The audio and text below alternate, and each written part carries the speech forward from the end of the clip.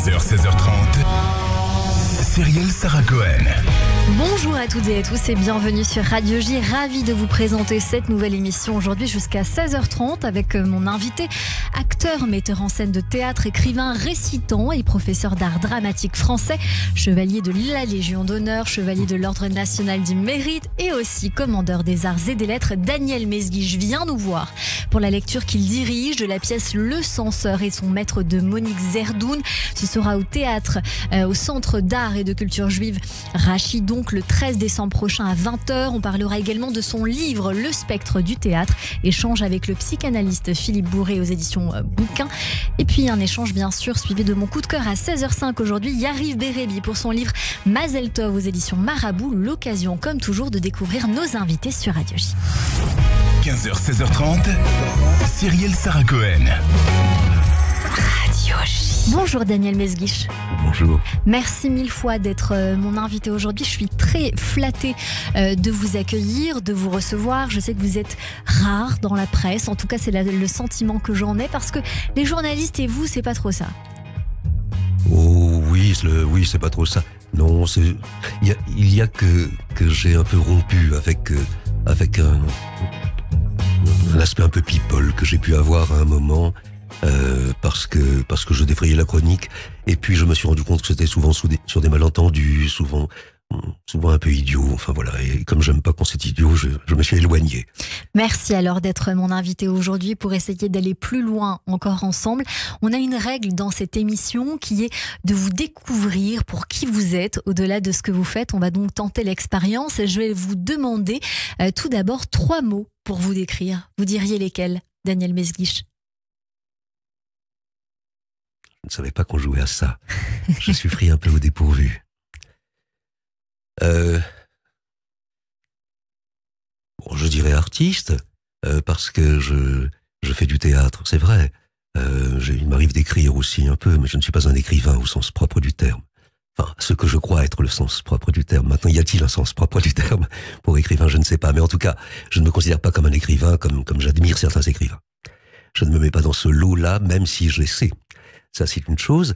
Je dirais père de famille aussi. Voilà. Malgré mon vieil âge, j'ai une enfant de 6 ans, ce qui évidemment me connecte avec la réalité aujourd'hui des otages.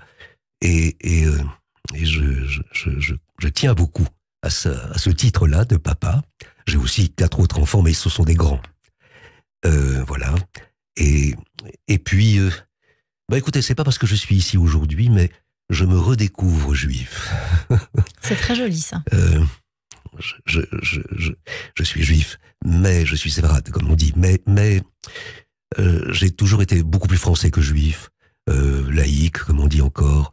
Et au fond, comme je suis relativement athée, je tiens à relativement, je ne me considérais pas vraiment comme juif.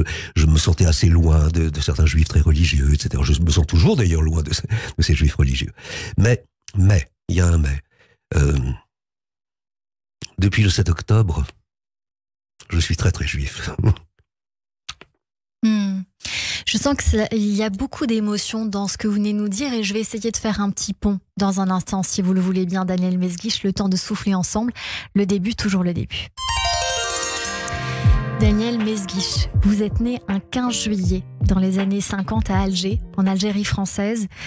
C'est peut-être le pont, je ne sais pas, parce que la douleur que l'on peut éprouver et qu'on a pu éprouver à Alger, c'est peut-être celle que certains ressentent aujourd'hui en Israël, je ne sais pas, le sentiment d'être pourchassé, je ne sais pas, c'est vous qui allez nous le dire, si c'est un pont ou pas du tout, quel est votre sentiment en tout cas.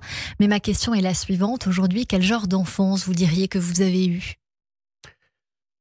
C'est assez contradictoire ce que je vais vous répondre. J'ai eu une enfance très heureuse, vraiment très heureuse, parce que j'étais aimé de mon papa, de ma maman, de ma famille, et parce que j'étais tenu à l'écart de tout ce qui pouvait se passer d'horrible pendant ce temps-là, mais ça n'empêche pas que je suis allé à l'école en enjambant des cadavres. Je dis bien enjambant, c'est-à-dire que la rue était étroite, il fallait passer par-dessus un mort pour aller à l'école, par exemple. Enfin, ça marque un peu les choses quand on a 7-8 ans. J'ai vu souvent des gens morts par terre dans les rues d'Alger, ou bien tués par l'OAS, l'organisation de l'armée secrète, ça s'appelait, hein, qui étaient les ultras français, ou bien tués par le FLN. Mais j'ai des souvenirs, par exemple, je dis ça parce que c'est formateur. Je n'ai pas vraiment ressenti l'antisémitisme, même pas du tout, à part le fait que juif voulait dire avare. Hein, on disait, oh, sale juif, tu peux pas me donner un morceau de ton pain au chocolat. Mais bon, voilà, on n'en meurt pas. En revanche, j'ai vu des morts, et je me souviens, par exemple, que je pensais presque toujours, je ne sais pas pourquoi, sans doute parce que les couvertures qu'on mettait sur les morts, en attendant que le camion vienne les chercher, il y avait toujours un CRS devant qui gardait le cadavre, et était courte. Et donc, on voyait les chaussures, et je voyais les lacets. Et je me disais, ce matin, j'avais 7-8 ans, hein, ce matin, il a noué ses chaussures, et maintenant il est mort. Enfin, j'imaginais le geste de nouer des lacets, et puis maintenant, il était mort. Et alors, je dis tout ça, c'est un peu, sans doute très anecdotique, mais c'est formateur. Ça s'imprime. Je n'en ai pas fait un plat pendant toute ma vie, parce que j'étais très intégré, enfin, que quand nous sommes arrivés, bien que dans la misère, en France, ma foi, mais je vivais un peu différemment de mes petits camarades. Par exemple, nous sommes arrivés à Marseille, et lorsque j'étais à Marseille, je voyais mes petits copains qui, après l'école, j'étais très bon à Marseille. J'étais pas mauvais à Alger, mais alors à Marseille, j'étais un génie, parce que, évidemment, le niveau était bien plus élevé en Algérie qu'en France. Et j'étais en 7e, donc, et je voyais mes petits copains qui jouaient au foot, juste devant la rue, il n'y avait pas beaucoup de voitures, juste devant la rue, et je voyais qu'ils n'avaient pas leurs parents, d'abord, que d'autre part, ils ne regardaient pas autour d'eux pour savoir si on allait les enlever, ou si quelqu'un allait tirer, ou je ne sais quoi. Donc ils avaient l'air d'être dans une inconscience totale, en train de jouer au football, et d'autre part, j'étais étonné, ça c'est une première chose, et la deuxième, c'est que j'étais étonné de voir leur, comment on pourrait dire ça, leur franchise, leur naïveté peut-être même. C'est-à-dire que quelqu'un avait faim, il disait j'ai faim, quelqu'un était triste, il disait oh mais je suis triste. Mais comment on ne ruse pas? Comment peut-on ne pas ruser, ne pas dire à moitié la vérité, à moitié un mensonge, etc. J'étais habitué à ça. Alors tout ça, c'est dissous pendant toute ma vie d'adolescent, où j'étais d'extrême gauche, croyais-je, pendant ma vie de jeune homme, où j'ai commencé vraiment à faire du théâtre activement, à devenir même célèbre pendant un temps. J'avais ma photo sur les couvertures des magazines, et où j'ai dirigé des centres dramatiques nationaux. Enfin bon, j'ai fait beaucoup de choses dans ma vie. J'ai monté 200 spectacles, j'ai fait plein de choses. J'ai fait du cinéma, et puis de la télé, et puis ça me revient. Tout ça me revient aujourd'hui. Alors oui, qu'il y a un lien, certainement. Je ne peux pas l'analyser vraiment, parce que d'abord, ce serait sans doute anecdotique, ça ne concerne que moi. Mais enfin bon, il y a un lien, bien sûr qu'il y a un lien. Est-ce que, je suis obligée de prendre ce pont-là, évidemment, Daniel Mesguich, est-ce que ce qui se passe en Israël, cela bouleverse les croyances que vous aviez jusqu'aujourd'hui? C'est un petit peu moi ce que j'entends. Est-ce que ça bouleverse quelques croyances? J'ai essayé de ne pas avoir de croyances. Je trouvais que c'était pas très juif, entre guillemets, hein, tous ces mots-là. Évidemment, je sais bien qu'il y a des juifs croyants. Mais je n'ai jamais considéré le fait d'être juif comme une religion. Je l'ai ni contre ni bien sûr une race, ni bien sûr je sais pas quoi. C'était quoi pour vous? C'était une sorte de pensée. Il y avait une pensée. J'étais attiré, je le suis toujours d'ailleurs, comme par hasard, par des écrivains juifs. Que ce soit des essayistes, que ce soit des psychanalystes, que ce soit des philosophes, que ce soit, de grands écrivains, ou même des peintres, enfin voilà, comme par hasard. Et donc il y a sûrement quelque chose que je ne peux pas analyser très facilement là aujourd'hui. Mais bon, il y a une filiation, il y a quelque chose, une hérédité si j'ose dire. Mais oui, ça bouleverse pas, ça me ravive, ça rappelle des choses que j'ai toujours su sans doute, mais que je ne voulais pas savoir que je savais, en quelque sorte. Quel lien vous feriez entre ce qui s'est passé en Algérie et ce qui se passe aujourd'hui en Israël? C'est la question typique que j'ai voulu poser à Alexandre Arcadi, que j'avais il y a quelques jours en face de moi. Il vient de sortir un film qui s'intitule Le Petit Blond de la Casbah. Je ne sais pas si vous avez pu le voir ou pas pour l'instant. Je vous le conseille chaudement parce qu'il y a des parallèles entre vous, notamment cet amour du cinéma au départ, ce qui est votre cas, où on dira peut-être pas ça, parce que quand vous êtes petit, jusqu'à vos 10 ans, vos parents vous emmènent tous les soirs au cinéma. C'est vrai. Daniel Mesguich. C'est vrai. Nous n'avions pas la télévision. Et mes parents tenaient à ne pas la voir. Nous ne l'avons eu qu'à Marseille et encore vers la fin. Enfin, vers la fin de mon enfance, si j'ose dire. Mais ma grand-mère l'avait, alors j'allais tous les mercredis voir Ivanhoé chez elle. Mais autrement, à Alger, nous n'avions pas la télé. En revanche, effectivement, c'était un rituel tout à fait naturel, même pas un rituel, d'ailleurs, c'était normal. Avant de dîner, nous allions au cinéma, systématiquement. Mon père rentrait, et puis on se préparait, on allait au cinéma, et puis, alors en général, c'était des westerns doublés en français, enfin, c'était pas forcément le comble de la réessai, mais n'empêche que nous allions au cinéma tout le temps. Alors je me prenais évidemment, comme tous les petits garçons, pour un cow-boy qui sortait du cinéma prêt à en découdre avec les Indiens ou je ne sais quoi. Oui, bien sûr qu'il y avait cet amour du cinéma, et sans doute est-il revenu après, quand à Marseille je ne savais pas quoi faire, et finalement je suis entré au conservatoire d'art dramatique. Enfin, ça s'appelait pas d'art dramatique, ça s'appelait de musique et de déclamation. C'est grâce à une guitare? Oui, c'est parce que, alors je vous raconte très vite l'anecdote, c'est parce que je voulais faire quelque chose en dehors du lycée. Je n'étais pas très sportif, j'aimais pas bien l'esprit du sport. Sans doute parce que c'était pas le bon esprit que je voyais. Il y a un esprit du sport sûrement qui est très beau, mais en l'occurrence j'aimais pas trop ça, et donc je ne voulais pas faire du foot ou je ne sais quoi en dehors du lycée, mais je cherchais à faire quelque chose en dehors du lycée. Et comme j'aimais beaucoup Brassens et Bob Dylan, là j'avais déjà 13-14 ans, hein, d'abord je suis allé aux Beaux-Arts parce que j'aimais bien dessiner, mais les inscriptions étaient closes. Alors je suis allé au conservatoire de musique et de déclamation, il s'appelait comme ça, pour faire de la guitare, parce que j'aimais beaucoup Brassens et Bob Dylan, et que c'était des guitaristes.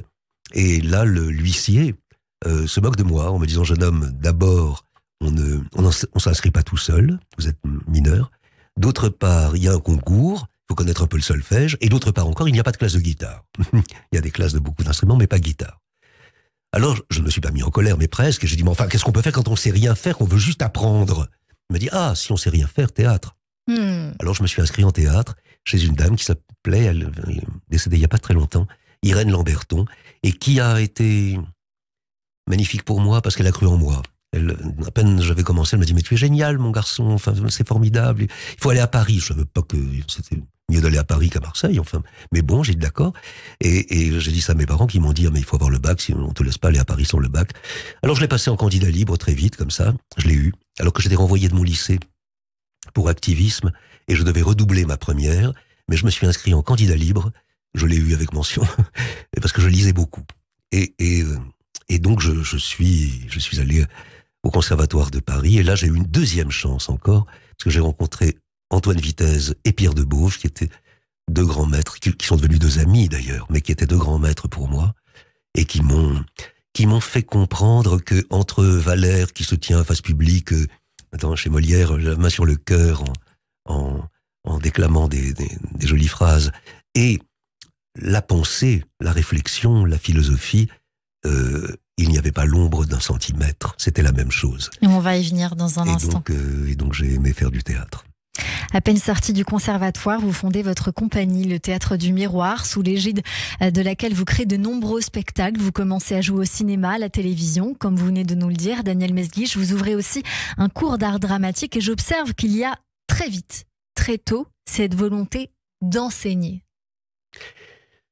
Oui, d'abord, je n'ai jamais fait de très grande différence entre l'art de la mise en scène et celui de l'enseignement du théâtre.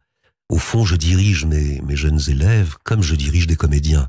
J'ai plus de temps avec les élèves, il y a plus d'impunité aussi, il n'y a pas le jour d'une première, l'angoisse, voilà. Mais en fait, je travaille de la même manière, c'est-à-dire que je considère mes élèves comme des acteurs qui ont moins d'expérience que moi, mais au fond, nous cherchons tous ensemble quelque chose. Alors, c'est pareil que faire du théâtre professionnel. Et oui, j'ai voulu faire ça tout de suite, mais c'est aussi parce que j'admirais mes professeurs. Je voulais faire comme eux. Or, mes professeurs étaient aussi des metteurs en scène, étaient même avant tout des metteurs en scène. Antoine Vitesse est connu comme un metteur en scène. Pierre Debauche est moins connu que Vitesse, mais il est connu comme un metteur en scène par ceux qui le connaissent.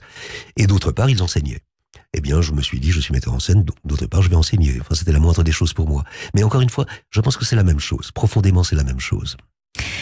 10 ans après votre sortie du conservatoire comme élève, vous y revenez comme professeur à la demande de Jean-Pierre Miquel en 83. Vous y enseignez pendant plus de 30 ans, notamment à de nombreux artistes que j'ai reçus ici, notamment Vincent Pérez, Mylène Farmer, Richard Anconina, Sandrine Kiberlin, Philippe Torreton et de nombreux artistes venus ici, comme je le disais, Guillaume de Tonquédec, Thierry Frémont. Vous dirigez l'établissement de 2007 à 2013 et en 2017, vous avez créé à Paris votre propre école d'art dramatique, le Cours Mesguich. Mais je crois que vos élèves préférés, ce sont vos enfants. Alors, je ne sais pas si je peux répondre oui, parce que je ne leur enseigne pas grand-chose, sciemment. Inconsciemment, je leur enseigne sans arrêt quelque chose, et je leur enseigne, je crois, sans cesse quelque chose. Évidemment, le fait de nous fréquenter, le fait de vivre ensemble, ne peut être que de la transmission. Mais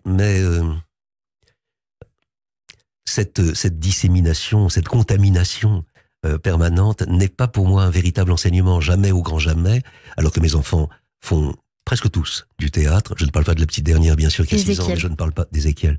Mais je ne parle pas non plus de Jessica, qui est professeure de philo.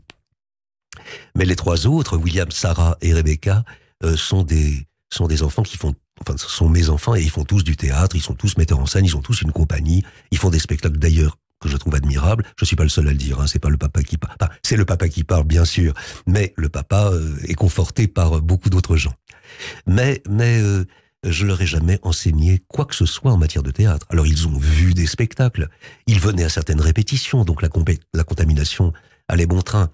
Mais à aucun moment je leur ai donné des cours de théâtre, hein, bien sûr, contrairement à mes élèves. Alors oui, ce sont sans doute les élèves les plus proches de moi, mais ce ne sont pas vraiment des élèves. Daniel Mesguich, vous venez de sortir un livre qui s'intitule Le spectre du théâtre. C'est un dialogue avec le psychanalyste Philippe Bourré.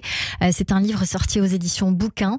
J'ai entendu ce psychanalyste dire que le moteur de votre rencontre avait été motivé par un article où vous expliquiez ce qu'est l'enseignement de l'art dramatique, avec une phrase essentielle et déclencheur pour lui. Je vous cite, « On peut dire que ce que j'enseigne, ce qu'enseigne le professeur n'est pas ce que ses élèves croient qu'il enseigne, et parfois même ce n'est pas ce que lui s'imagine lui-même enseigner. J'enseigne sûrement plein de choses que je ne sais pas que j'enseigne. » Oui, je reste d'accord avec moi-même. Là, en ce moment, par exemple, j'ai un cours qui se passe magnifiquement, où j'ai des élèves merveilleux d'ailleurs, cette année, vraiment merveilleux. Enfin, les autres années aussi, mais cette année, vraiment, ils sont tous formidables. Et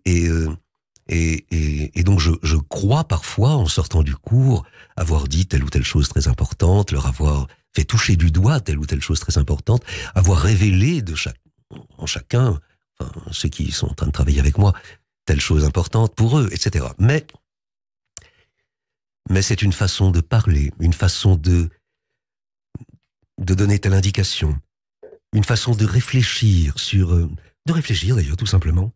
Une hésitation que je peux avoir tout d'un coup avant de dire telle phrase, ou au contraire la manière de prendre le problème par ce biais-là et pas par cet autre, etc. Je crois que c'est tout ça dont je ne suis pas très conscient pendant que j'agis, que j'enseigne. Ce qui se transmet, c'est souvent autre chose que ce qu'on croit, donc je reste d'accord avec moi-même. Ça ne veut pas dire que ce qu'on enseigne consciemment et explicitement soit nul et non avenu, bien sûr.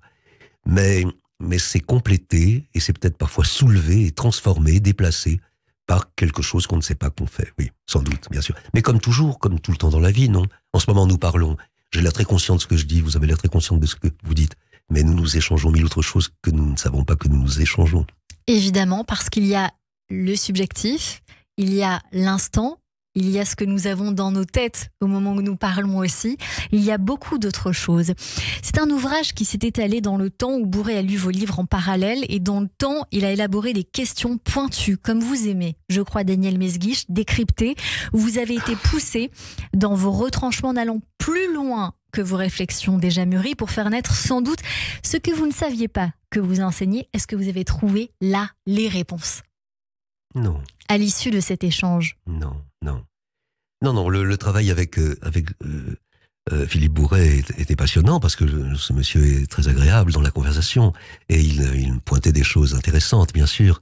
Mais bon, d'abord, beaucoup de choses ont été réécrites, hein, comme vous vous en doutez. Ce n'est pas un script, simplement des conversations que nous avons pu avoir. Nous avons eu 3 longues conversations. Il a scripté une partie de ces choses qu'il m'a envoyées.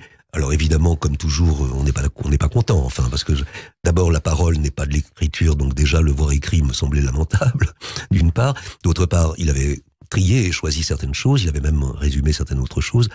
Bref, et puis je me rendais compte que j'avais peut-être répondu à telle question de manière trop succincte ou même presque fausse, donc je corrigeais. J'ai corrigé pendant 1 an à peu près.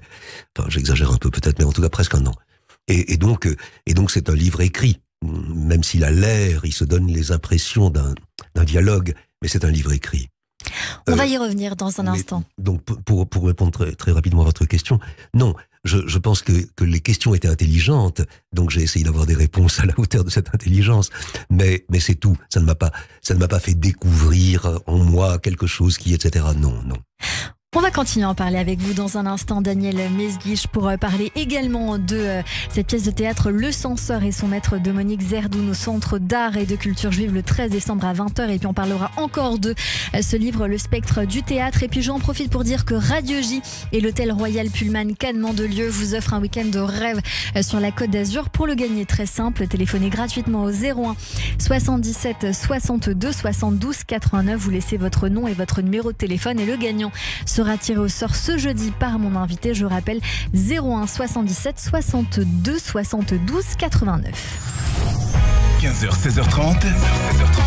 Cyrielle Sarah Cohen. Radio J.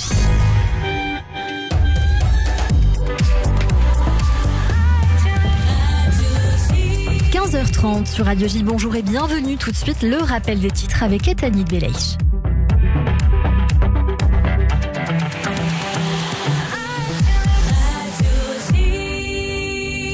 Bonjour Etanit.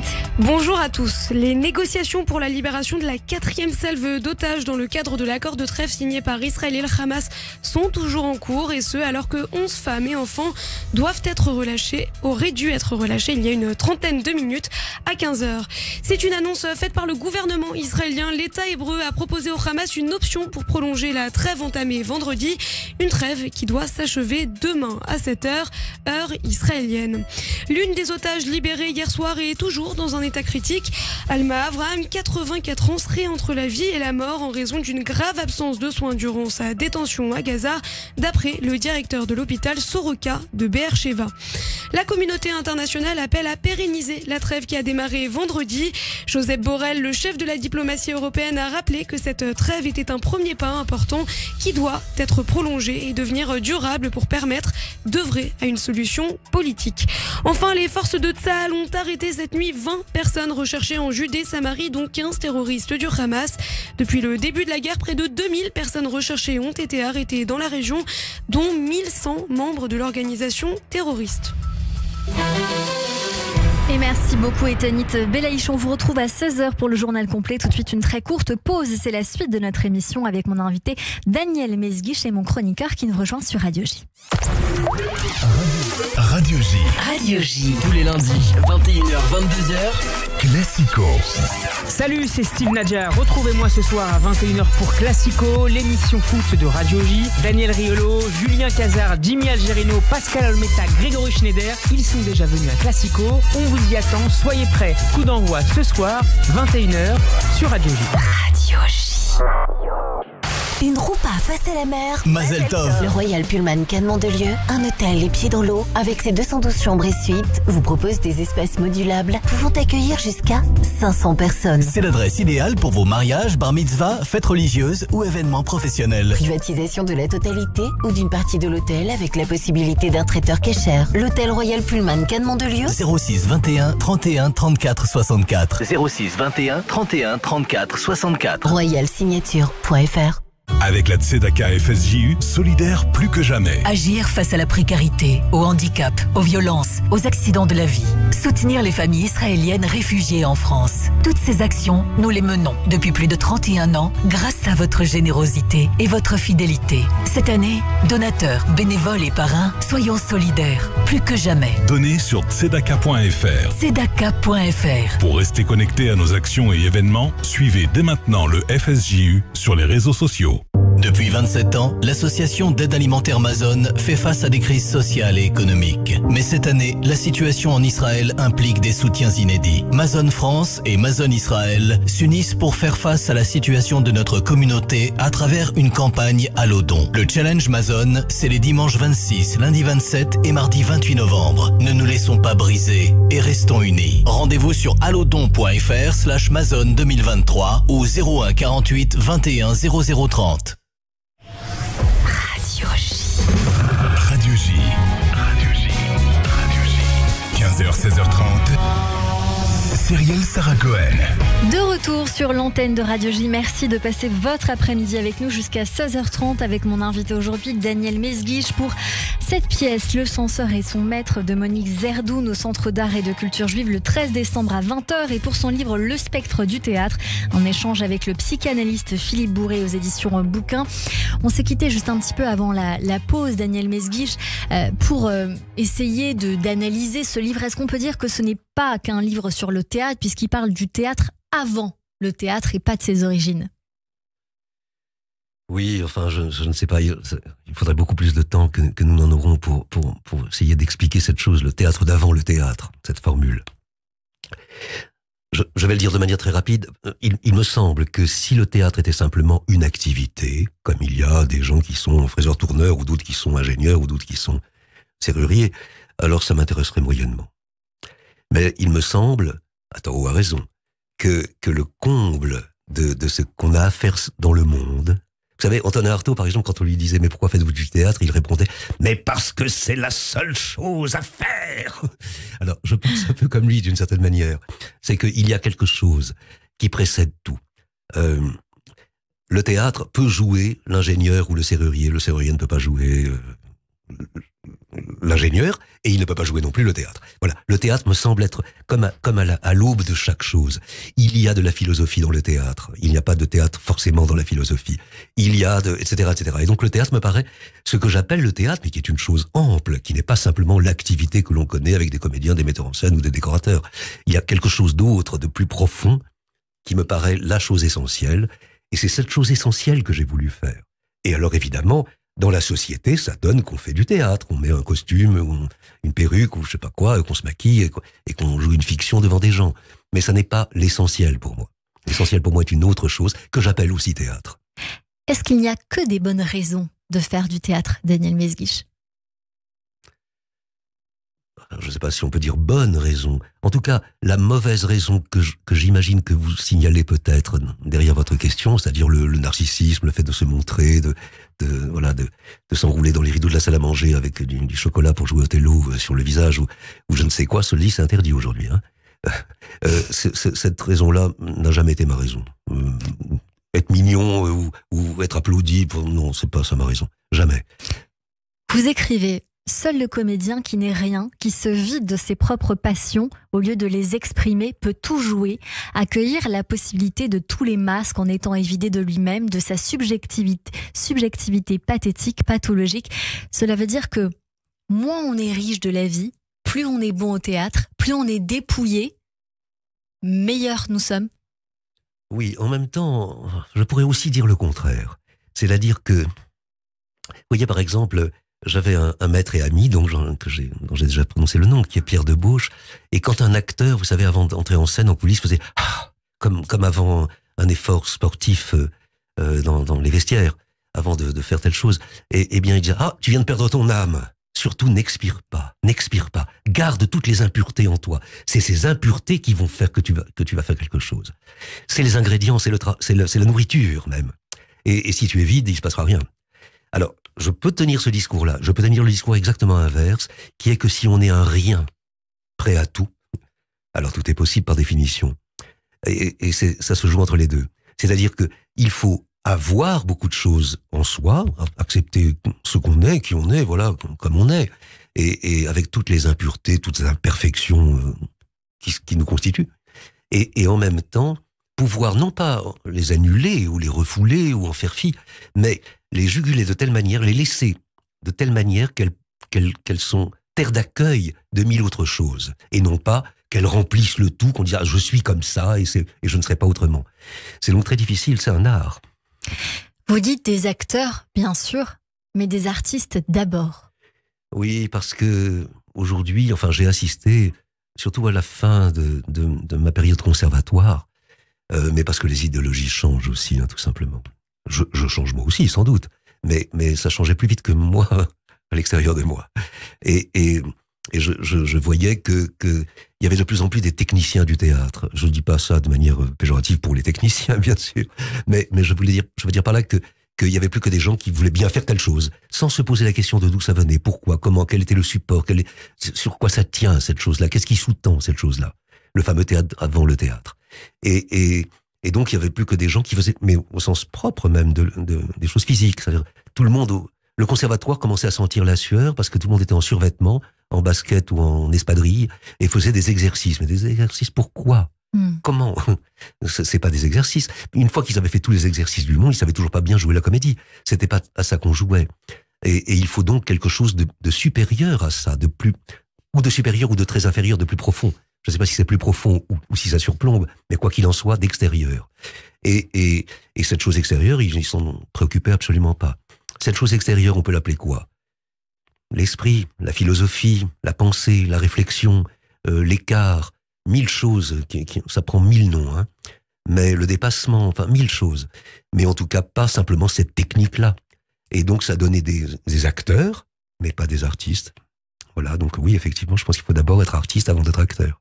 Le spectre du théâtre, un livre, n'a de sens que s'il interpelle l'esprit de l'un ou le cœur de l'autre, dites-vous. Je dirais plus, le même texte a un impact différent, particulier, singulier pour chacun de ses lecteurs. Il faut donc lire votre livre, je pense, Le spectre du théâtre, éditions Bouquin. C'est ma transition et vous prononcerez ces mots sur scène bientôt, Daniel Mesguich. C'est pour ça que je l'ai dit, puisque vous venez vous aussi nous voir pour la lecture que vous dirigez de la pièce Le censeur et son maître de Monique Zerdoun au Centre d'art et de culture juive le 13 décembre à 20h.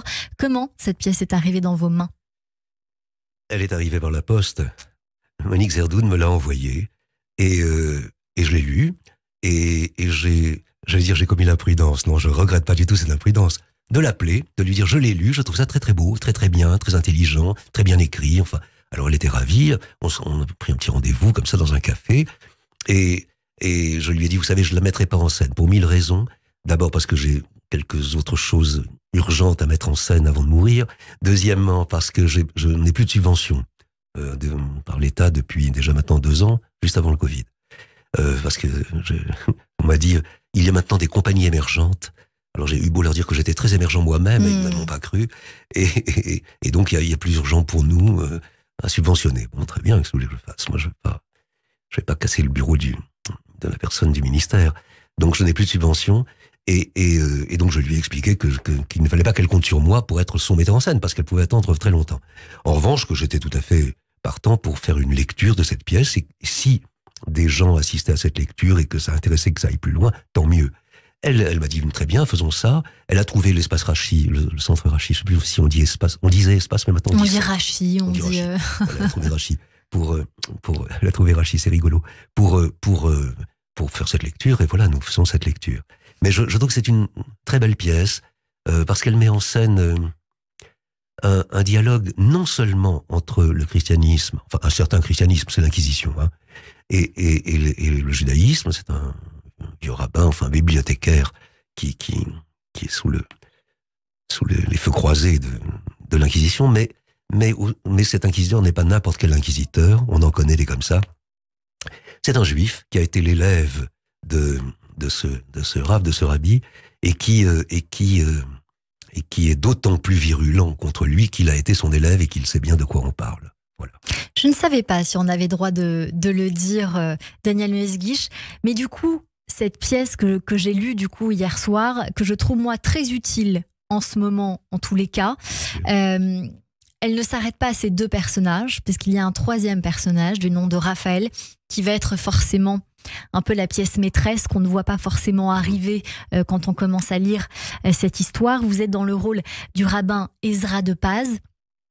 Je vous imagine très bien. Je vous ai imaginé en lisant ces pages et donc j'avais l'impression d'y être et je me suis demandé, et du coup, avec les premiers mots que nous avons échangés en début d'émission, ce que cela avait réveillé ou ce que cela va peut-être réveiller, mais dans le sentiment de l'anticipation, de jouer cette pièce en ces temps troubles. Vous savez, je vais mal en ce moment, hein, comme beaucoup d'entre nous, je crois. J'imagine, je n'en sais rien, je n'y étais pas, mais j'imagine que c'était ce qui a pu faire dire à certains après la Shoah qu'il y avait plus d'art possible, enfin que c'était la fin du monde, quoi, que tout était dérisoire et du divertissement à côté de la chose essentielle. J'en suis un peu là en ce moment, c'est-à-dire que j'ai des projets, il y a des gens qui me parlent de choses et je me dis oui d'accord, mais enfin vous vous rendez compte, ils n'ont pas rendu tous les otages, oui mais vous vous rendez compte ce qu'ils ont fait, etc., etc. C'est-à-dire que ça me paraît dérisoire. Alors je sais bien que le théâtre est à la fois beaucoup plus dérisoire et supérieur. C'est aussi la résilience, comme on dit, c'est aussi le réveil, enfin on va pas rester tout le temps à se lamenter. Mais c'est très difficile pour moi en ce moment, j'avoue une faiblesse, je sais pas si c'est une faiblesse d'ailleurs. C'est-à-dire que à la fois, il est bien évident que si je joue une pièce de théâtre dont je dis que c'est essentiel, que c'est le théâtre d'avant le théâtre, que ça vient avant toute chose, et que quelqu'un dans la salle tire une balle de revolver dans la tempe de son voisin, le théâtre s'arrête. Enfin, c'est la salle qui compte maintenant et plus la scène, évidemment. J'en suis là. C'est comme si j'étais en train de jouer une pièce de théâtre et on vient de tirer sur quelqu'un là devant moi. Qu'est-ce que je fais? Je continue la pièce? Bien sûr que non. Bien sûr que non. Et pourtant, c'est plus important la pièce parce qu'elle réveille des choses plus intelligentes, plus lourdes, plus fortes, plus grandes que le fait lamentable et barbare de tuer son voisin. Mais c'est quand même le fait de tuer son voisin qui prime, en l'occurrence, vous voyez. Et donc j'en suis là. Donc c'est très difficile pour moi de répondre à ce genre de questions. Je ne sais pas. Est-ce que ça réveille en moi des choses qui permettraient de... Oui, évidemment. Mais ça n'est jamais que la lecture d'une pièce. Oui, vous avez ce sentiment que rien n'est plus important que ce qui se passe là-bas. Exactement. Donc le sentiment aussi que quelque part on se sent inutile par rapport à la primeur, j'ai envie de dire, de l'actualité qui domine en nous. Oui, en même temps, à notre niveau qui est dérisoire, hein, nous ne sommes pas à Gaza en ce moment, mais et nous n'étions pas dans le sud d'Israël le 7 octobre, mais même de manière dérisoire, il y a quand même des petites choses à faire, hein, quand même. Est-ce que cela vous donne envie de faire, d'écrire, justement, Daniel Mesguich, ou peut-être de mettre en scène des choses que vous n'auriez pas pensé mettre en scène avant ce 7 octobre? Oui, mais encore une fois, j'en suis à un moment de ma vie où mettre en scène quoi que ce soit me paraît jamais que de la mise en scène et pas la chose essentielle. Moi, si j'avais 20 ans, je serais déjà volontaire pour Tsahal. Hein. Donc, non, ce que ça me permet en ce moment, d'abord, c'est de trier ce que je croyais être mes amis, c'est pas rien, premièrement. C'est de réfléchir beaucoup, ça c'est notre force à nous par rapport aux barbares d'en face, de réfléchir à ce qui se passe, à comment ça marche, à entendre les commentaires quels qu'ils soient, même les plus insupportables. Je pense à LFI et autres trucs comme ça. Et à essayer de les contredire, de les analyser, de les ouvrir. Mais ça reste dérisoire. C'est quand même pas ça qui est en train de se passer en ce moment. Mm. Les Français, je parle même pas des atermoiements un peu ridicules du gouvernement français, mais les Français se croient au centre de je ne sais quoi, mais ils sont au centre de rien du tout. Voilà. Et donc c'est d'ailleurs que ça se passe en ce moment, en tout cas.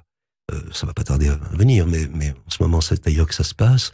Et Et voilà, donc je ne me leurre pas. Vous savez, les gens de théâtre aiment beaucoup dire « Oui, mais nous sommes la mémoire, il n'y a pas plus oublieux, il n'y a pas plus amnésique que les gens de théâtre. Ils savent déjà plus qui est Michel Lonsdal ou qui est Michel Bouquet.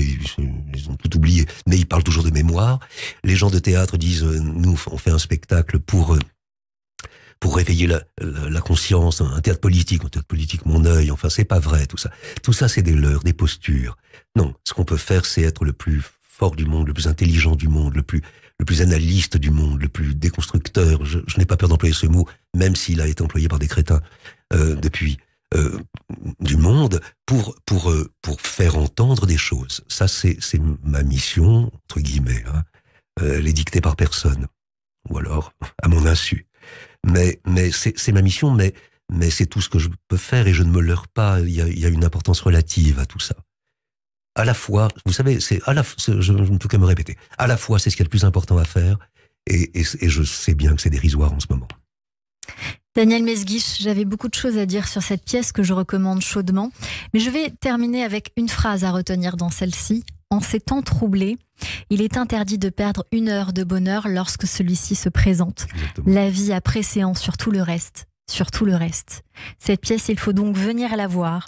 Ce serait à 20h, le 13 décembre, au Centre d'art et de culture juive. Elle s'intitule Le censeur et son maître. C'est une pièce de Monique Zerdoun où vous jouez Daniel Mesguich. Tout de suite, on passe à la chronique Flashback.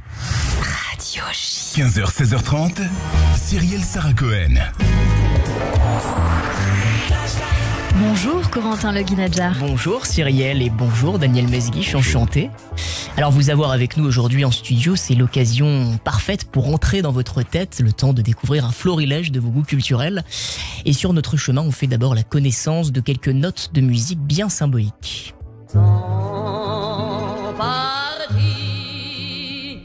Dans un soleil.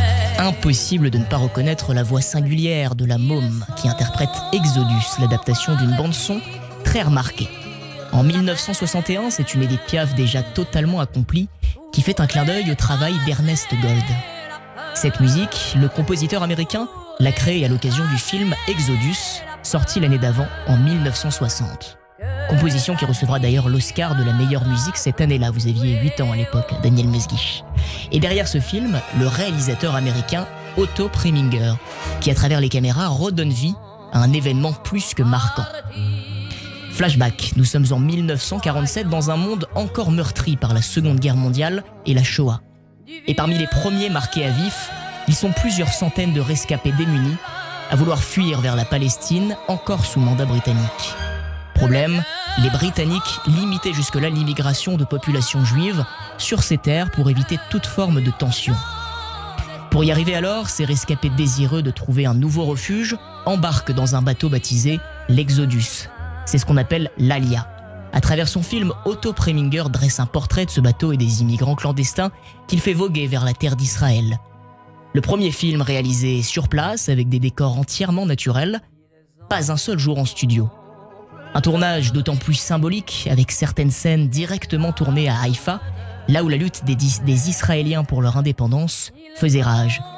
Belle façon pour Preminger d'adapter cette histoire, d'abord publiée en roman par Léon Uris en 1958. Daniel Mesguich, si l'histoire de l'Exodus devait être adaptée sur les planches, est-ce que vous verriez la mettre en scène ?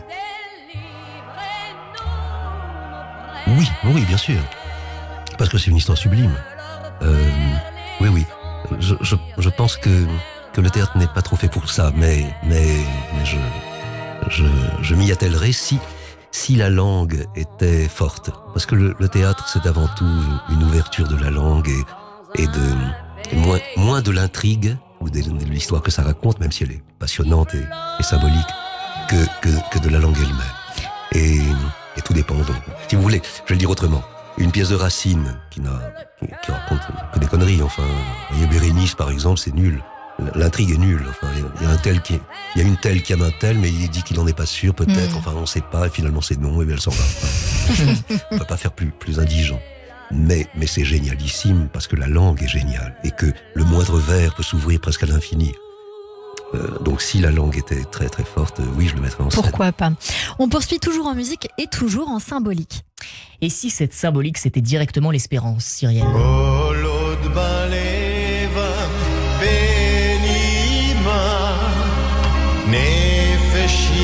La Tikva, déjà connue comme coutume pour clôturer chaque congrès sioniste depuis 1905 avant de devenir l'hymne officiel sioniste en 1933, puis bien sûr l'hymne national en 1948. Mais le vrai flashback nous ramène encore un siècle en arrière. On y retrouve un jeune poète, Naftali Herbert, qui en 1878 se décide à mettre à l'écrit ses convictions. Né alors de sa plume, Tikvatenu, notre espoir en hébreu, un poème en 2 strophes et surtout un credo de lutte censé encourager le peuple juif à ne pas se résigner à l'exil. Le poème est adapté 10 ans plus tard en chanson par un certain Samuel Cohen, un musicien moldave. Son idée, accompagner les paroles par une mélodie tirée d'un chant nostalgique moldave de l'ère pré-industrielle. Et les deux collent très très bien.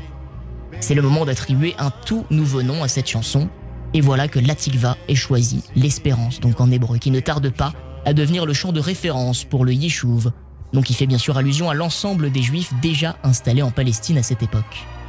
Et cette mélodie moldave utilisée par Samuel Cohen, elle est d'ailleurs elle-même inspirée de la Mantovana, ça donne ça.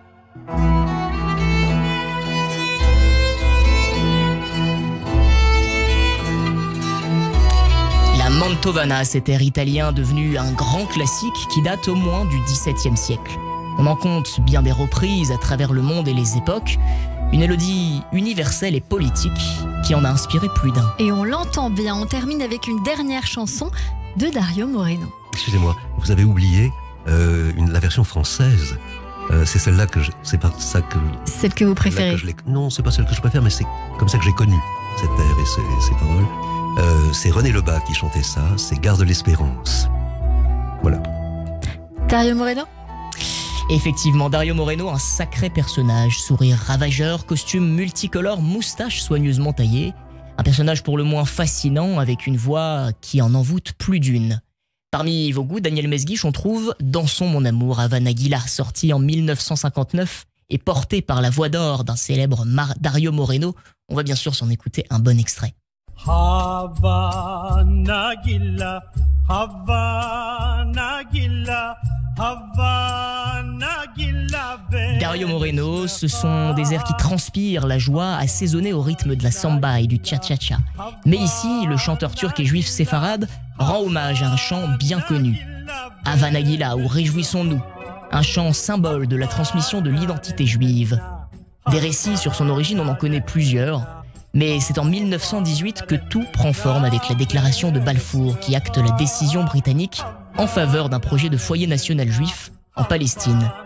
Décision célébrée par le chant de joie Hava Nagila qui gagne en popularité à partir des années 50, de plus en plus joué dans les fêtes juives. C'est même là qu'il devient un élément central du folklore juif, surtout avec la hora, une danse inventée par des juifs roumains. Dans sa version musicale, Dario Moreno ajoute quelques passages en français rappelant la dimension agricole du texte. Dansons, car dans les granges, le blé se range, c'est le dernier jour des moissons. Bien plus tard, on retrouvera ce chant historique en vedette d'événements artistiques avec une exposition à l'université hébraïque de Jérusalem en 2008. Plus tard, un film qui lui est dédié en 2013. Havana Gila, un air festif et un héritage qui se perpétue à travers le temps. Et que vous aimez, Daniel Mesguich? Oui, parce que alors mes parents étaient sans doute de mauvais juifs comme moi, c'est-à-dire qu'ils n'allaient pas à la synagogue, bref, ils faisaient pas ce qu'il fallait faire, mais il y avait ce 45 tours à la maison. Et donc ça c'est toute mon enfance qui revient. Merci beaucoup Corentin Le Guinadjar pour nous avoir fait voyager dans les goûts culturels de notre invité. Radio J. 15h, 16h30, Cyrielle Sarah Cohen.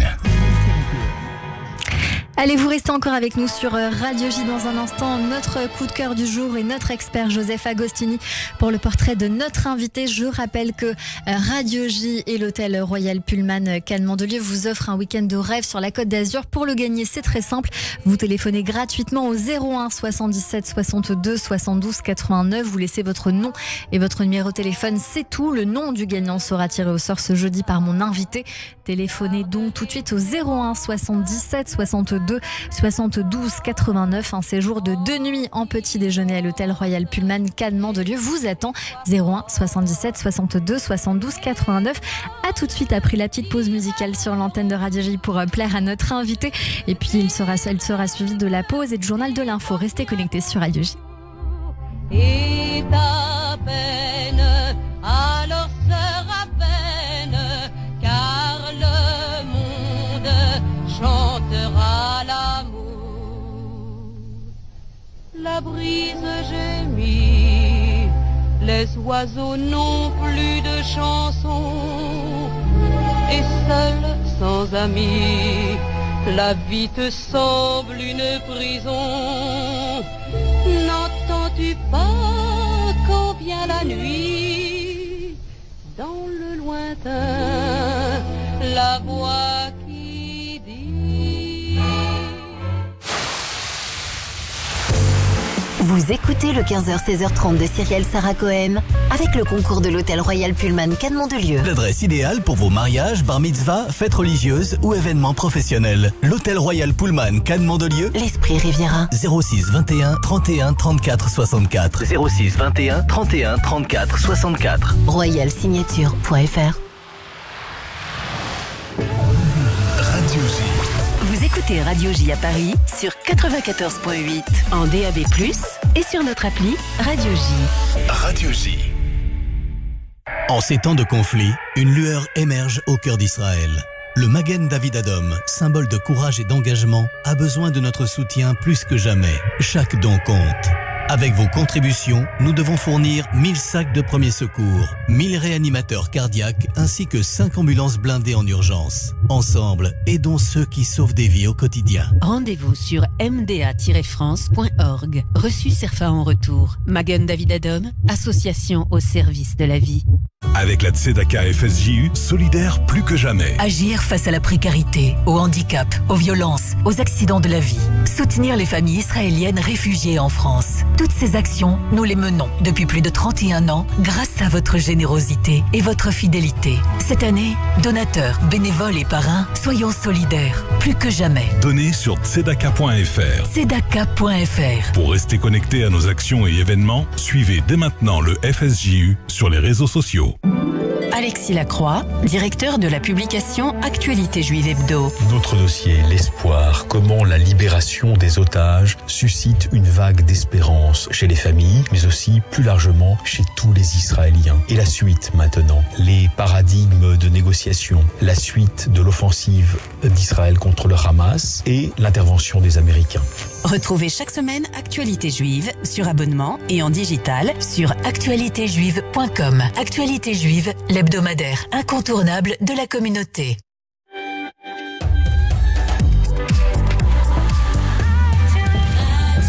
Il est 16h sur Radio J. Bonjour et bienvenue tout de suite le journal de l'information avec Etanit Belaïch.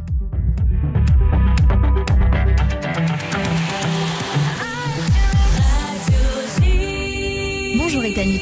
Bonjour à tous. Au 52e jour de guerre en Israël, 11 otages détenus dans la bande de Gaza doivent être libérés par le Hamas dans les prochaines heures. Et ce, dans le cadre du 4e jour de trêve entre Israël et le Hamas. Une trêve qui a déjà permis la libération de 58 otages, dont 40 femmes et enfants israéliens, depuis vendredi. Pour autant, les négociations quant à la libération de la 4e salve d'otages s'éternisent, Pascal Sunshine. Cela fait plusieurs heures maintenant que les responsables israéliens essayent de voir comment modifier cette liste qui est clairement en violation des engagements pris par le Hamas de ne pas séparer les enfants de leur mère. La liste ne correspond donc pas à ce qu'attendait Israël.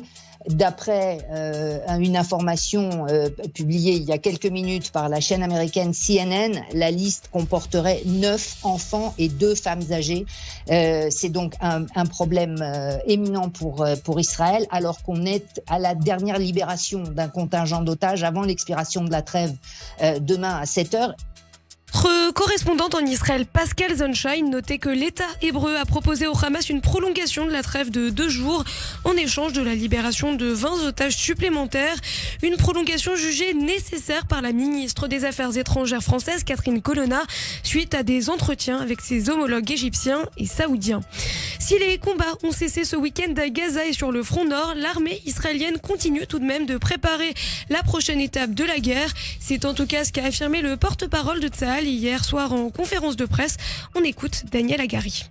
Tsahal continue de se préparer à la poursuite des combats. Le chef d'état-major est arrivé aujourd'hui au commandement sud et a approuvé les plans pour la poursuite de la guerre. Il y a plusieurs semaines, j'ai fait le point sur une attaque importante dont le Hamas avait tenté de cacher les résultats. Aujourd'hui, nous pouvons confirmer que Tsahal et le Shin Bet ont tué 5 terroristes de haut rang du Hamas à Gaza. Tous étaient des personnalités clés de l'organisation, impliquées au cœur de l'activité terroriste contre les citoyens israéliens, des partenaires clés du massacre du 7 octobre. Daniel Hagari, le porte-parole de Tsahal, hier soir, traduit par Radio J. Un chiffre maintenant, celui du coût de la guerre depuis le 7 octobre, 26 milliards de shkalim ou 6 milliards 330 millions d'euros. C'est ce qu'Israël a déboursé en cette semaine pour financer les efforts de la guerre déclenchés par l'attaque du Hamas du 7 octobre. Les 2 tiers de cette somme ont été attribués à l'armée et au combat. Plus de 2 milliards d'euros ont également été alloués pour soutenir les civils impactés par le conflit. En France, le projet de loi immigration arrive aujourd'hui devant l'Assemblée nationale. Le texte porté par Gérald Darmanin, le ministre de l'Intérieur, n'est plus tout à fait celui du gouvernement, mais la version des sénateurs. Sur le fond, les sénateurs ont donc supprimé le fameux article 3 du texte initial qui proposait de régulariser de plein droit les personnes en situation irrégulière qui travaillent dans des métiers en tension. Ils ont également voté la suppression de l'aide médicale d'État pour la remplacer par une aide médicale d'urgence bien plus restreinte. En l'absence de majorité absolue à l'Assemblée nationale, le sort du projet de loi semble incertain. La majorité pourrait recourir une nouvelle fois au 49.3, une option qu'elle semble toutefois écartée pour le moment. Enfin, le porte-parole du gouvernement est à Crépol un peu plus d'une semaine après la mort du jeune Thomas, poignardé lors du bal d'hiver de la ville dromoise. Une visite qui intervient 2 jours après une manifestation à l'appel de l'ultra-droite dans la ville d'origine de Thomas, Romans-sur-Isère, au sud de Crépol. 7 personnes ont été interpellées. Selon Olivier Véran, le meurtre de ce lycéen de 16 ans fait courir un risque de basculement à notre société. On l'écoute. Thomas avait le visage de ce fils, ce frère, cet ami, cet élève. Certains diraient un jeune sans histoire. Au contraire, il avait une histoire, elle était belle. Celle d'une jeunesse française, libre, aimée, aimante. Les parents de Thomas sont envahis par la peine et la douleur. C'est pas une bagarre qui a mal tourné, ce sont des personnes qui ont agressé gratuitement d'autres personnes qui étaient venues pour se retrouver. Je voudrais dire le soutien absolu et sans aucune réserve de l'État à l'ensemble des victimes de ce drame. C'était donc Olivier Véran, le porte-parole du gouvernement, en déplacement à Crépol en fin de matinée. Et merci beaucoup Ethanit Belaïch, on vous retrouve demain à partir de 14h. En attendant, c'est la suite de notre émission juste après la pause avec mon invité Daniel Mesguich sur Radio J. Radio J. Radio J. Tous les lundis, 21h, 22h. Classico. Salut, c'est Steve Nadja. Retrouvez-moi ce soir à 21h pour Classico, l'émission foot de Radio J. Daniel Riolo, Julien Cazard, Jimmy Algerino, Pascal Olmeta, Grégory Schneider. Ils sont déjà venus à Classico. On vous y attend. Soyez prêts. Coup d'envoi ce soir, 21h sur Radio J. Radio J. Depuis 27 ans, l'association d'aide alimentaire Mazon fait face à des crises sociales et économiques. Mais cette année, la situation en Israël implique des soutiens inédits. Mazon France et Mazon Israël s'unissent pour faire face à la situation de notre communauté à travers une campagne Allo Don. Le challenge Mazon, c'est les dimanches 26, lundi 27 et mardi 28 novembre. Ne nous laissons pas briser et restons unis. Rendez-vous sur allodon.fr/Mazon 2023 ou 01 48 21 0030. Caroline Fourest, directrice de la rédaction de Franc-Tireur. Franc-Tireur, c'est un journal de combat, contre les excès, contre les extrêmes. Parce que l'époque est aux radicalités, à la polarisation, à la manipulation, nous, on a eu envie de se battre pour la nuance. Franc-Tireur défendra la raison avec passion. Franc-Tireur, tous les mercredis chez votre marchand de journaux. Avec la Tzedaka FSJU, solidaire plus que jamais. Agir face à la précarité, au handicap, aux violences, aux accidents de la vie. Soutenir les familles israéliennes réfugiées en France. Toutes ces actions, nous les menons depuis plus de 31 ans grâce à votre générosité et votre fidélité. Cette année, donateurs, bénévoles et parrains, soyons solidaires, plus que jamais. Donnez sur tzedaka.fr. Tzedaka.fr. Pour rester connecté à nos actions et événements, suivez dès maintenant le FSJU sur les réseaux sociaux. Vous écoutez le 15h-16h30 de Cyrielle Sarah Cohen avec le concours de l'Hôtel Royal Pullman Cannes Mandelieu. L'adresse idéale pour vos mariages, bar mitzvah, fêtes religieuses ou événements professionnels. L'Hôtel Royal Pullman Cannes Mandelieu. L'Esprit Riviera. 06 21 31 34 64. 06 21 31 34 64. Royalsignature.fr. Radio J. Radio J. 15h, 16h30. Cyrielle Sarah Cohen. Merci de nous rejoindre sur l'antenne de Radio J avec notre invité aujourd'hui, Daniel Mesguich, pour Le Censeur et son maître Dominique Zerdoun. Ce sera au théâtre, au Centre d'Art. Chaque fois je dis théâtre, Centre d'Art et de Culture Juive, le 13 décembre à 20h. Vous venez nous voir également pour votre livre, Le Spectre du Théâtre, un échange avec le psychanalyste Philippe Bourret aux éditions Bouquin. Et comme je déteste ne pas respecter les promesses, Daniel Mesguich, vous souhaitiez vraiment nous parler d'un livre qui s'intitule Coran et Bible de Daniel Sibony, et on voudrait lui faire un clin d'œil aujourd'hui. Oui, faisons le clin d'œil parce que c'est un livre fondamental qui est modeste. Hein, c'est un petit livre comme ça qui est sous forme de questions-réponses et qui en fait met les points sur les i. Daniel Sibony est un psychanalyste connu, mais il est aussi un arabisant. Enfin, il a même réétudié l'arabe qu'il connaissait, mais il connaissait l'arabe pas littéraire, et il a réétudié l'arabe littéraire pour mieux lire le Coran. Et il a écrit un petit livre qui est un grand livre à sa manière, parce que il montre d'abord ce qui est contraire à ce qui s'est dit récemment dans le monde, que le Coran est antisémite, on peut le dire clairement comme ça, d'une part, et que d'autre part, il faut le lire et le relire, parce que c'est un livre d'abord qui est un tissu de châtiment, de promesses de châtiment, de menaces de châtiment permanent. Il n'y a pas une page où il n'y a pas le mot châtiment, ou en tout cas la description des châtiments. Pas une page, ouvrez-le au hasard.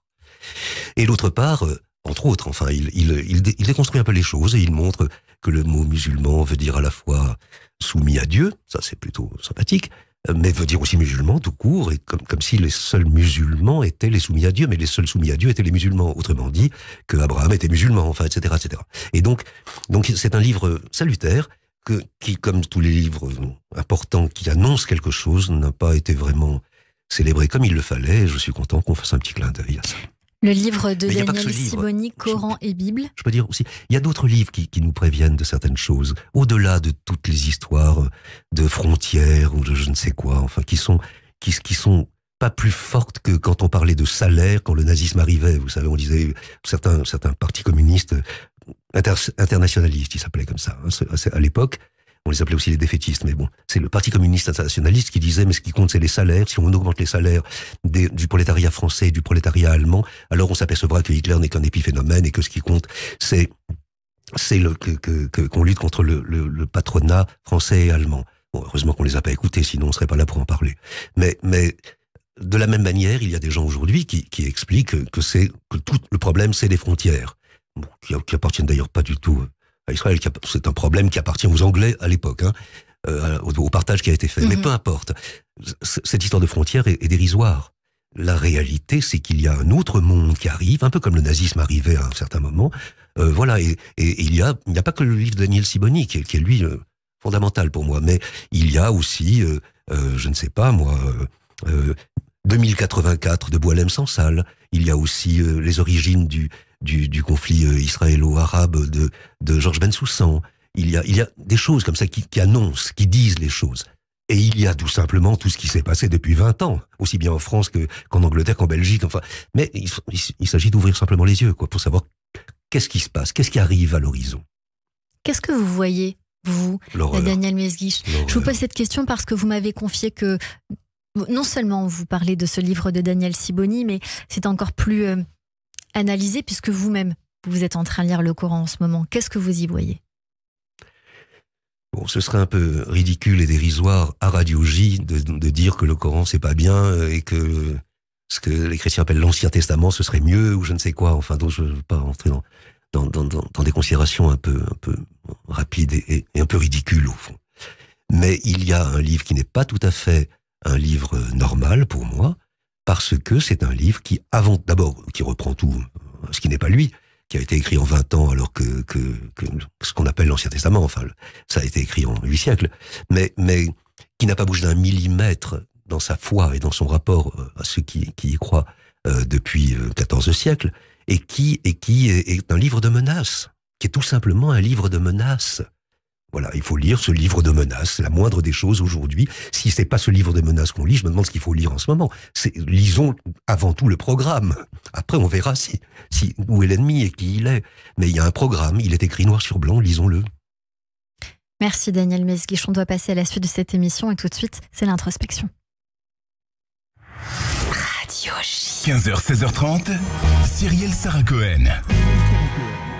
Tout de suite, on va passer à une petite séquence qui s'intitule l'introspection. 10 questions pour nous aider davantage à vous connaître. Daniel Mesguich, si vous aviez la possibilité de reprendre votre vie depuis le début, vous changeriez quoi ? Je ne changerais rien.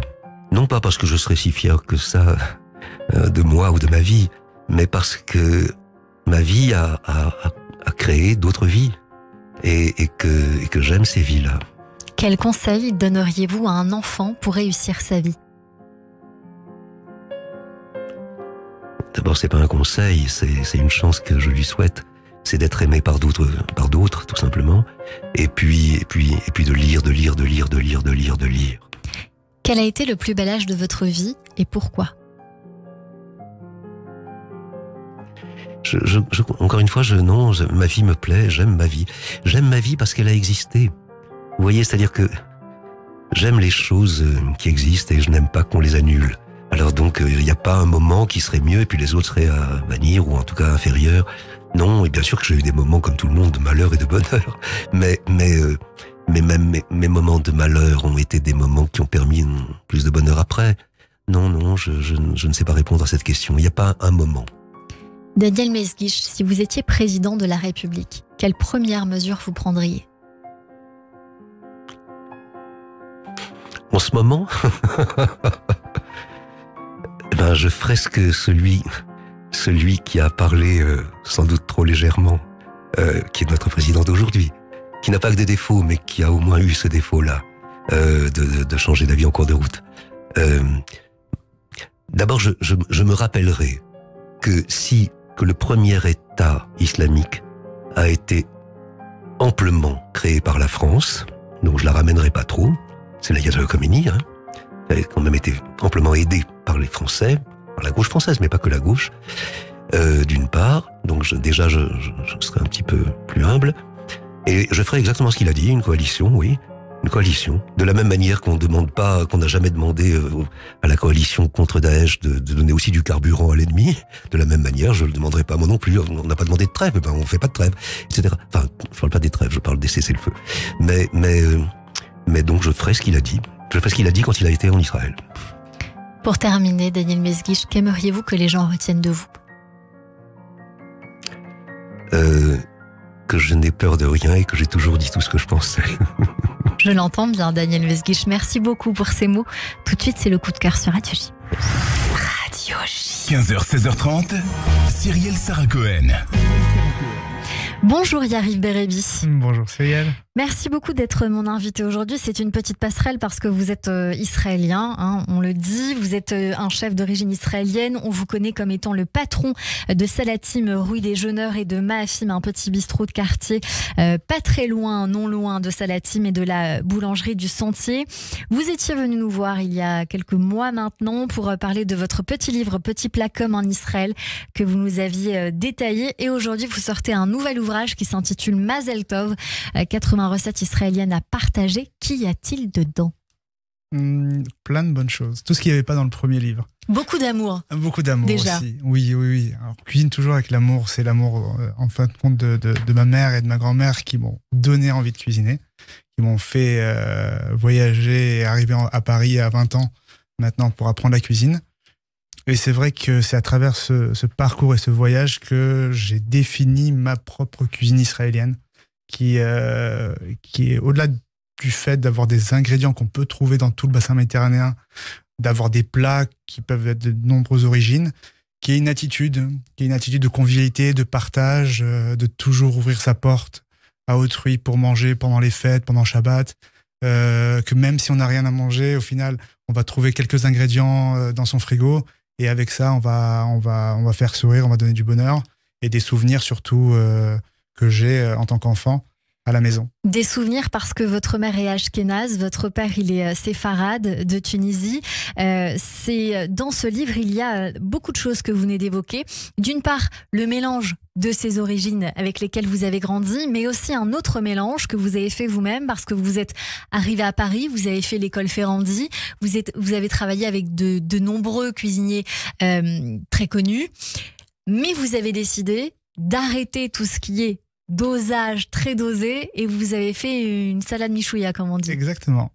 C'est vrai que s'il y a 15 ans, on me disait quel type de restaurant t'allais ouvrir, jamais je pensais ouvrir un restaurant israélien. C'est pas que j'avais honte, mais j'avais du mal à comprendre un petit peu la cuisine israélienne parce que c'était quelque chose de familier. Pour moi, c'était quelque chose de pas guindé, de pas très gastronomique, on va dire, et c'était vraiment quelque chose que je comprenais pas.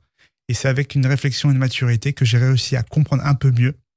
Et c'est vrai qu'elle passe par ces moments où quand j'allais voir ma grand-mère et qu'elle me disait « Mais mamie, comment on fait ces boulettes de Shabbat ?» Elle me dit « Tu mets un peu de ça, un peu de viande, un peu d'herbe, un peu de pain. Un peu... » Et c'est toujours un peu, il n'y avait pas de code. Et en fait, c'est ça, cette cuisine en fait, que je voulais faire découvrir dans ce livre. C'est que c'est une cuisine, bien sûr qu'il y a des recettes, avec un grammage et tout, mais elles ne sont pas là pour donner des codes au lecteur, mais plutôt une inspiration culinaire. Alors, je peux dire quelque chose parce que moi j'ai mangé plusieurs fois chez vous. C'est délicieux. Merci beaucoup, merci. Yariv Berebi dans ce livre sublime, délicieux, je le dis, tout en jaune. Voilà, c'est un très joli livre. Il y a beaucoup de recettes dedans. Je me permets de dire ce que moi j'ai trouvé assez magique et que j'ai très envie d'essayer. Déjà, beaucoup de recettes de pain, bagel, de challah, salé, sucré, pita, brioche, focaccia, feuilleté, roulé, mais aussi des recettes de légumes sous toutes les coutures, d'accompagnement que l'on a l'habitude de connaître, houmous, labné, caviar, trina, mais des recettes de viande mijotée qu'on ne trouvait pas forcément ailleurs jusqu'à maintenant. Le must à goûter, c'est sans doute l'épaule d'agneau confite aux dattes, les boulettes de poulet sauce tahini. Je pense que ça, c'est sans doute les must de la maison. Je sais pas si... Ouais, c'est quelque chose que je fais souvent à la maison aussi quand j'ai des convives. C'est vrai que ça me plaît énormément d'inviter et c'est un peu... On a tourné autour des tablés, ce qu'on appelle. Il y a 5-6 clichés de tablés. Et on a voulu un peu respecter des thèmes, c'est-à-dire le pain, parce que le pain est vraiment à Shabbat pour moi très important. C'est quelque chose je me rappelle, ma mère achetait 7 chalotes. Les 3 premières, elles s'étaient finies avant Shabbat parce qu'on se faisait des sandwichs quand on revenait des matchs de foot avec mon frère. Et les autres, on les mangeait, on les picorait avec des salades, les salatimes qu'on mangeait à Shabbat. Donc ça, c'est quelque chose pour moi qui est vraiment codifié dans ma façon de cuisiner. Mais ces plats mijotés, c'est quelque chose que j'aime beaucoup faire, c'est-à-dire mettre tout dans un faiseau parce que j'ai pas le temps et mettre ça au four avec certaines techniques et après juste ouvrir devant les invités. C'est toujours très agréable de sentir cette odeur. D'autres recettes, voilà. Recettes de poisson, croquettes de cabillaud et mayonnaise harissa, schnitzel de sole et sauce tartare. Alors la photo, elle m'a vraiment, il faut goûter, je pense. Les beignets de Hanouka et compotées d'abricots, mais je sais que vous préférez, vous, les fruits rouges. Ouais, bientôt c'est Hanouka dans une semaine, je crois. Et c'est vrai que ça reste une fête pour moi avec un grand souvenir parce que déjà, peu de gens savent, mais on mange des beignets toute l'année en Israël. Et c'est vraiment le petit déjeuner d'écolier que j'avais, c'était ma mère m'amenait un petit beignet avec un petit choco besakit, qui est un petit boisson au lait et c'est vraiment mon petit déjeuner d'enfance et cette fois-ci je l'ai fait aux abricots parce que c'était la saison des abricots quand on avait fait le shooting photo, mais ça marche avec toutes les fruits et les fraises. Pour moi, ça reste le souvenir d'enfance. Yariv Berebi, ce livre reflète vos va-et-vient entre Paris et Tel Aviv, dites-vous, avec, je tiens à faire un clin d'œil à votre maman, un culte des fêtes et du Shabbat, puisque votre mère cuisinait un plat par personne le vendredi soir. Ouais. C'est quand même assez magique, je la félicite. Un livre, une cuisine d'héritage familiaux et culturel à découvrir, que je recommande chaudement. Donc, ce livre aux éditions éditions Marabout. Mazel Tov, 80 recettes israéliennes à partager. Un dernier mot que je voudrais avoir avec vous quand même, Yariv, parce qu'on s'est vu il y a quelques jours. C'était juste après cette campagne d'affichage qui était juste devant votre restaurant. Depuis, l'eau a coulé sous les ponts. Aujourd'hui, est-ce qu'avoir un restaurant israélien à Paris, c'est devenu un acte militant ? Je pense le tenir, malgré ce qui se passe, ça reste bien sûr militant. Et de garder ces couleurs haut et fort, oui, ça reste militant, clairement. On va venir vous soutenir, Yariv Berebi, Mahafim Salatim, et puis cette boulangerie du Sentier où on va venir acheter toutes les chalotes et compagnie. Et puis j'en profite pour dire que dans votre livre, vous parlez aussi de beaucoup d'autres choses très indispensables comme les épices à retrouver dans nos armoires, mais aussi les 10 produits indispensables pour cuisiner. Donc c'est un livre tout à fait utile. Merci beaucoup, Yariv Berebi, d'avoir été notre invité aujourd'hui sur l'antenne de Radio J. Tout de suite, c'est le portrait de notre invité. Radio J. 15h, 16h30, Cyrielle Sarah Cohen. Radio J. Radio J. Le portrait psychologique. Comme toujours à la fin de cette émission, Daniel Mesguich, on a pour habitude de débriefer ces minutes qu'on a passées ensemble. Donc vous n'avez rien à faire, ou presque. C'est votre portrait avec Joseph Agostini. Bonjour Joseph. Bonjour Cyrielle. Bonjour Daniel. Bonjour. Alors, j'ai envie de dire que vous avez parlé d'au-delà pendant cette émission, Daniel Mesguich. Au-delà du sens, au-delà de la religion, au-delà du théâtre, au-delà du narcissisme peut-être. Ce qui s'écoute plus loin que les mots, plus loin que les rêves, dans une transmission en cœur à cœur. Un théâtre à l'aube de chaque chose. Voilà ce qui me semble vous correspondre le mieux. Le théâtre, c'est la seule chose à faire, disait Antonin Artaud, incarné d'ailleurs par votre fils William au théâtre, que j'ai eu l'occasion de voir il y a quelque temps de cela. Et cela m'a rappelé ce que j'ai dit à l'un de mes patients qui me demandait un jour si la psychanalyse permettait d'arrêter de se prendre pour quelqu'un d'autre. Je lui ai répondu que la psychanalyse consistait d'abord à arrêter de se prendre pour soi-même. Et c'est là, aux confins des identités, dans un jeu en suspens, qui se déprend de toutes ses identifications, de toutes ses habitudes, un moi évidé de sa substance subjective pathologique, n'est-ce pas ? C'est là que nous pouvons nous installer un peu pour souffler et pour transmettre. Alors, qu'est-ce qui vous a donné cette capacité de percevoir très tôt le sens caché de la vie ? Cette mélancolie sourde qui vous assaille quand vous regardez les lacets des morts et que vous vous dites que c'était bien les vivants qui les avaient lacés au matin. Vouloir être applaudi à tout prix, jamais. Poursuivre la quête philosophique, toujours. Vous ne voulez rien changer de votre vie, Daniel Mesguich. Vous qui avez eu une enfance si heureuse, nous avez-vous dit, faite de lectures, de rencontres qui ont existé. Cette vie où même les malheurs valaient peut-être d'être vécus. Tous les malheurs valent d'être vécus, Daniel Mesguich ? Non, bien sûr, non, bien sûr que non. Il y a des malheurs qui ne valent vraiment pas d'être vécus. Mais ils ont été. Et il faut faire avec. Il faut faire avec. Ils ont existé. La seule qualité, si j'ose dire, de certains malheurs soutenables, c'est pas leur contenu, c'est parce qu'ils étaient, leur texture, leur être, ça sûrement pas. Mais c'est que ça a eu lieu. Et si ça a eu lieu, ça a eu lieu. Et donc, il faut faire avec. Donc, finalement, faire trace dans le présent de ce passé qui revient et que nous devons accueillir à chaque fois. Exactement. Du bonheur ou du malheur, qu'on tisse et qu'on détisse. Mais dont il faut se déprendre, finalement. Oui, au fond. Bien sûr. Il ne faut jamais en être tout à fait dupe pour que le jeu soit évanescent. Et le jeu permette de jouer aussi. Mais sans les refouler pour autant. C'est pas vous que je vais l'apprendre, mais sans les refouler pour autant. Oui, c'est un exercice difficile. C'est difficile, donc voilà. Alors, pour terminer, je vais reprendre cette phrase que vous avez prononcée. Le théâtre ne m'intéresserait que moyennement s'il était juste une activité. Je trouvais que dans cette phrase, c'était un peu tout, que vous résumez, cette heure et demie d'émission, elle était là, au fond, parce que si la vie est seulement une activité, si en plus il n'y a personne dans le ciel, alors on est dans le non-sens, on est dans l'insupportable légèreté de l'être, au fond. Donc, pourvu qu'il y ait quelqu'un qui nous regarde et qui nous applaudisse. Oui, je ne sais pas s'il doit nous applaudir, mais vous savez, je pense que l'athéisme pur n'existe pas, purement.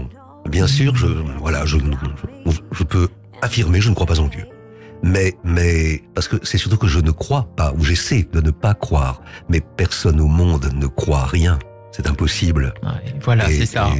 Donc il vous faut ce parfum d'éternité, au fond, ce goût d'absolu, de voyant, je dirais, voilà, de voyant. Au-delà du comédien et de l'enseignant, il y a quelque chose du voyant rimbaldien en vous. Ou de l'entendant. De l'entendant, du voyant et de l'entendant. Voilà. Vous voulez ces deux sens. En tout cas, quelque chose qui voit au-delà de ces funestes apparences. Et pour cela, merci. Merci à vous.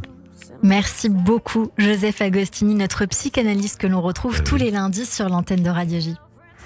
Radio J. 15h, 16h30, Cyrielle Sarah Cohen.